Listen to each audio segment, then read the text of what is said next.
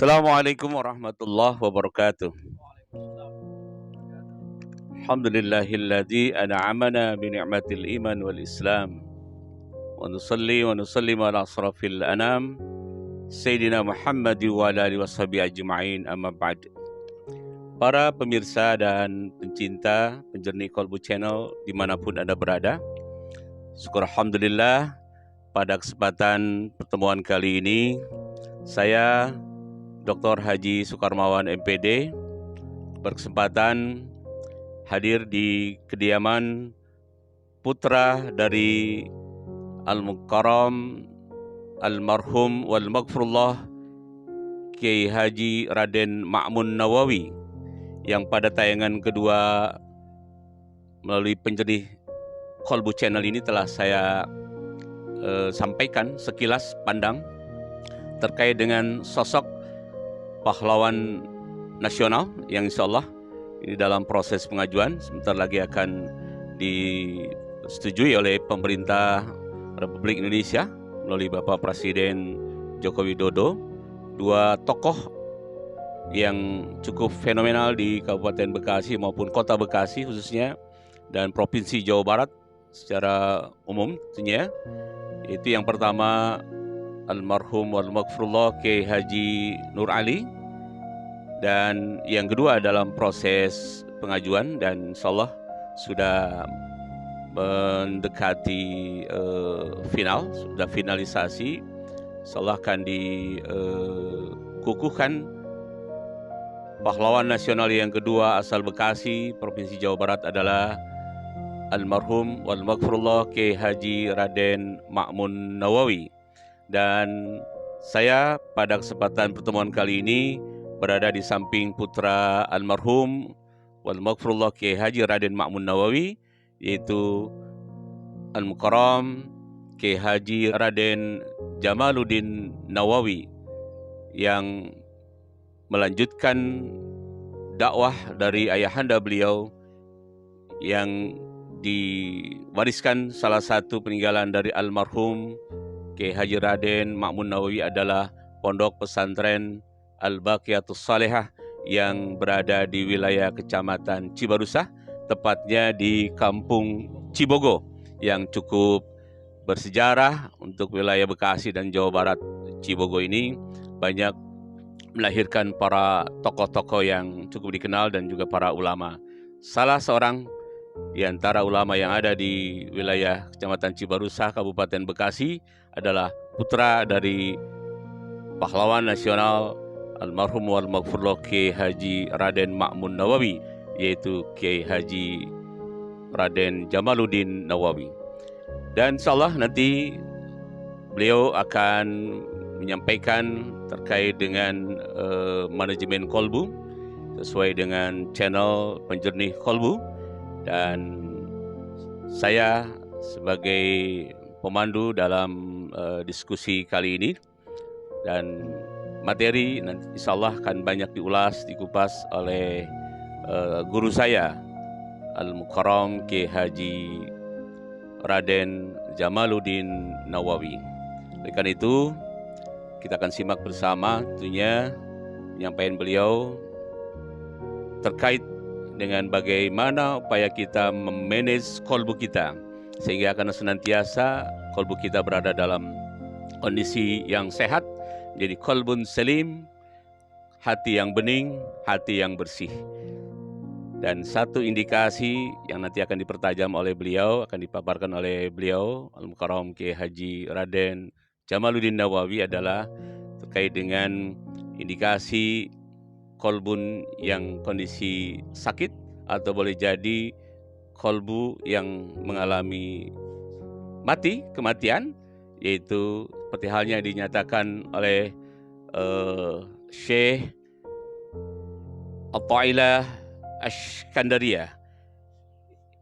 Beliau menyatakan bahwa di dalam kitab Al-Hikam bahwa ciri hati yang mati adalah jika dia terlewat dari melakukan kebaikan, tidak ada kesedihan di dalam dirinya, dan jika dia melakukan kemaksiatan, perbuatan dosa, tidak ada kesedihan di dalam dirinya. Ini ciri hati yang mati.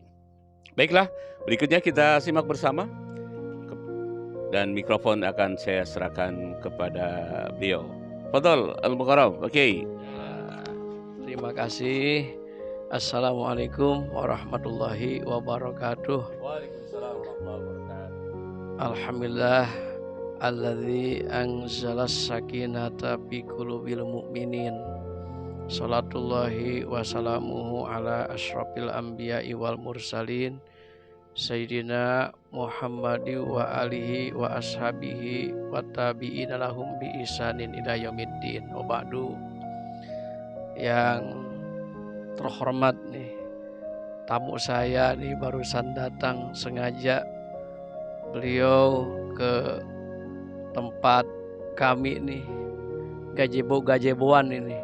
Saya kasih nama ini Gajebo Akang. Berharap ini menjadi tempat yang bermanfaat, tempat untuk bisa curhatan, ya, dan ya kita bisa ngobrol-ngobrol bareng, ya, sambil melihat pemandangan yang berharap ini juga menjadi inspirasi buat kita. Ini beliau Bapak Dr. Haji Sukarmawan. Ini luar biasa. Kalau saya gelarnya udah LCMA Pak Dokter. LC-nya lulusan Cibogo, MA-nya Minantu Abah. Terima kasih di kesempatan ini. Beliau nih Bapak Dokter mengajak saya untuk curhat nih, curahan hati yang bertemakan tentang masalah hati, ya, manajemen kolbu.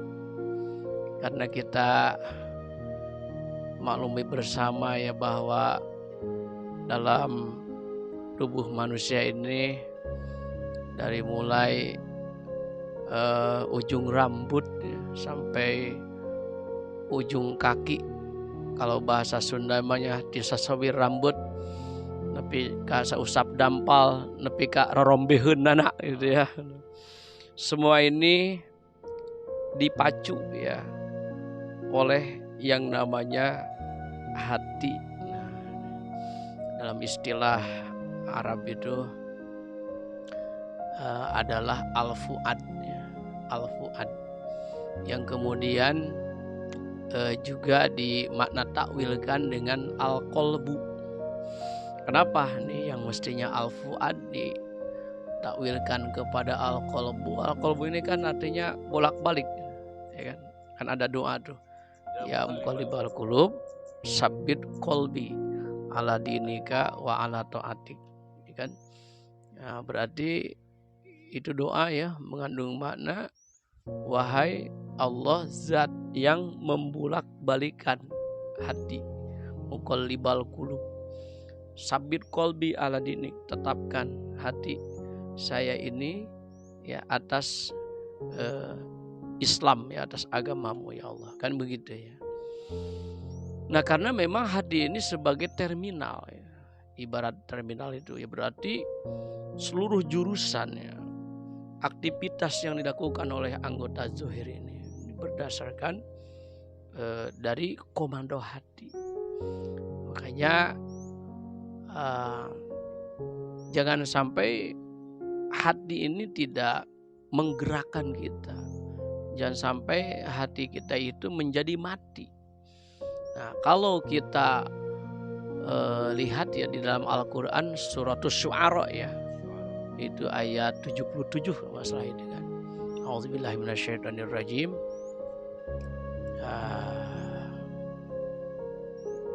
Ayatnya itu berbunyi yauma la yanfa'u malu wala banun illa man atallaha biqalbin salim. Wa uzlifatil jannatu lil muttaqin wa burrizatil jahimu lil gawin. Kan itu ya ayat berikutnya. Nah ini kan berarti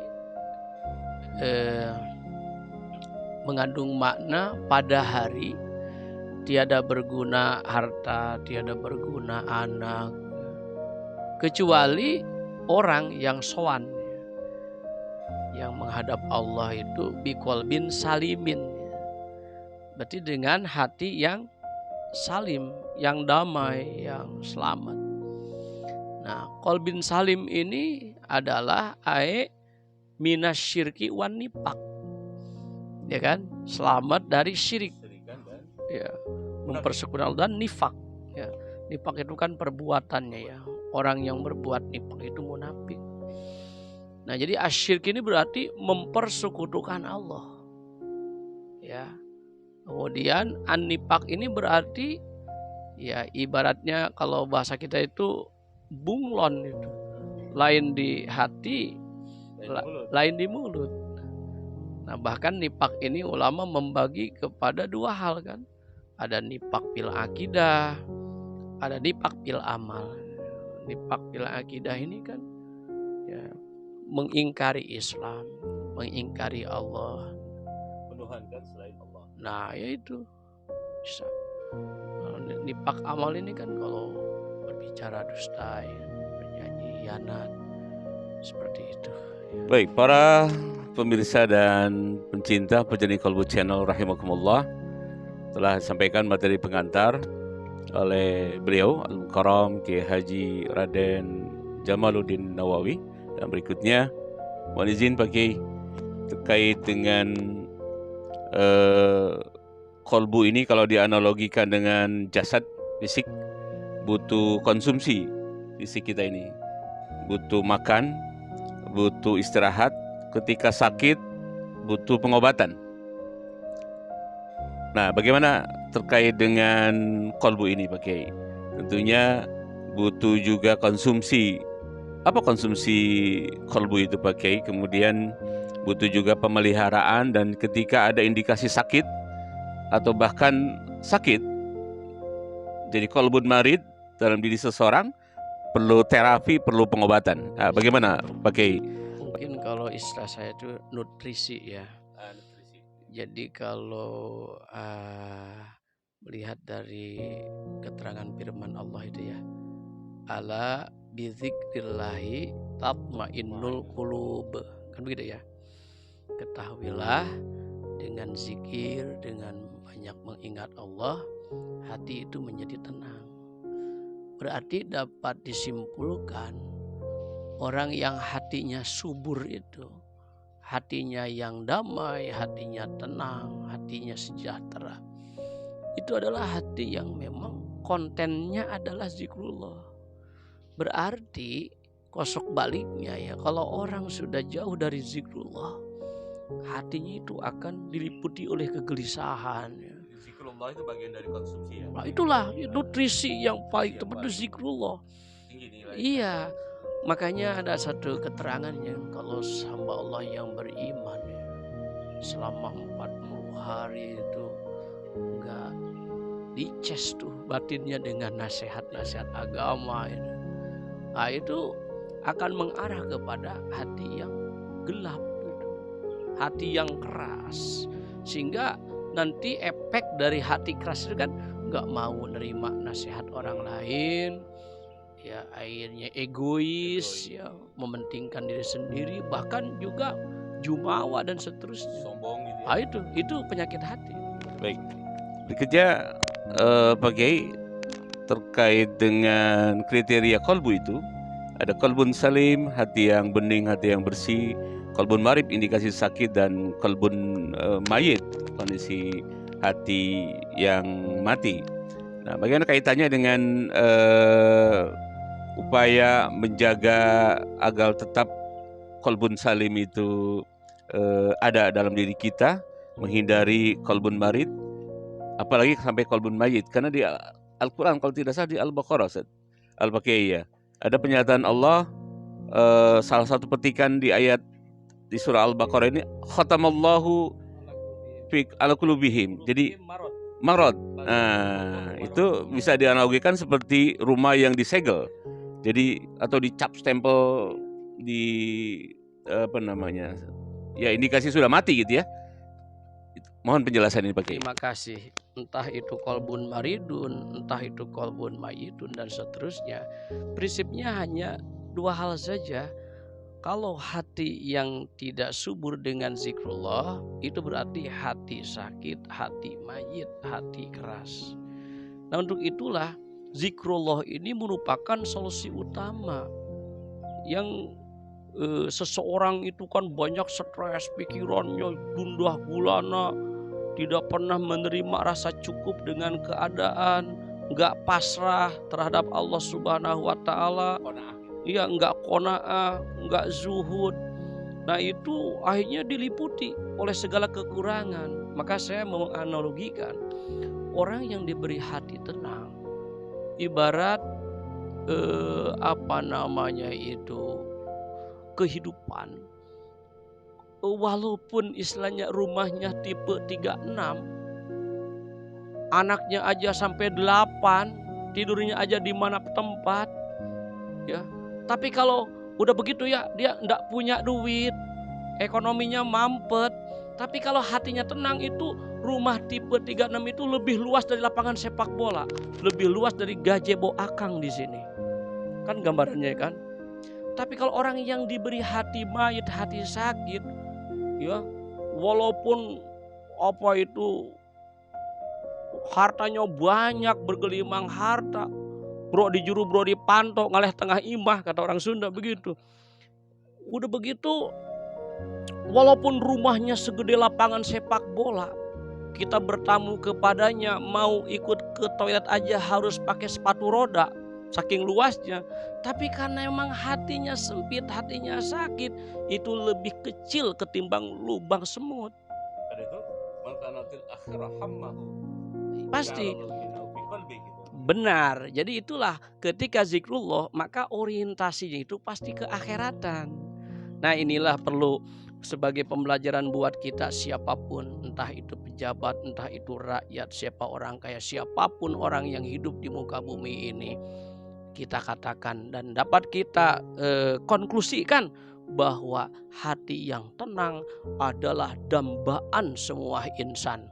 Tidak bernilai apapun harta, bahkan identitas dunia pun, kalau memang hatinya sakit. Itulah justru qalbin salim ay minasyirki wan nifaq. Demikian. Terima kasih Pak Kiai. Masya Allah, jazakumullah khairan katsir. Baiklah para pemirsa dan pencinta penjadi Kolbu Channel dimanapun Anda berada, konklusi tadi yang disampaikan oleh Al-Mukarram Kiai Haji Raden Jamaluddin Nawawi, bahwa kekayaan seberapapun banyaknya, pangkat seberapapun tingginya, tidak berarti jika kolbu dalam kondisi sakit, apalagi kalau kolbu dalam kondisi mayit, kondisi mati. Yang terpenting adalah walaupun hidup sederhana gitu Pak Kiai ya, tapi yang penting adalah qalbun salim, memiliki kekayaan hati, dan insyaallah akan memperoleh ketenangan, ketenteraman, kebahagiaan dunia wal akhirah, di dunia dan di akhirat. Insyaallah pada kesempatan lain saya Dr. Haji Sukarmawan MPD akan kembali meminta kesempatan beliau pada materi selanjutnya, pada kesempatan berikutnya, dan insyaallah akan kembali kami tayangkan untuk bahan inspirasi dan motivasi serta upaya peningkatan kualitas keimanan dan ketakwaan bagi kita semua, khusus para pemirsa dan pencinta penjadi Kolbu Channel dimanapun Anda berada. Syukran katsir Pak Kiai, jazakumullah khairan katsir. Wallahul muwaffiq ila aqwamit thoriq. Assalamualaikum warahmatullahi wabarakatuh.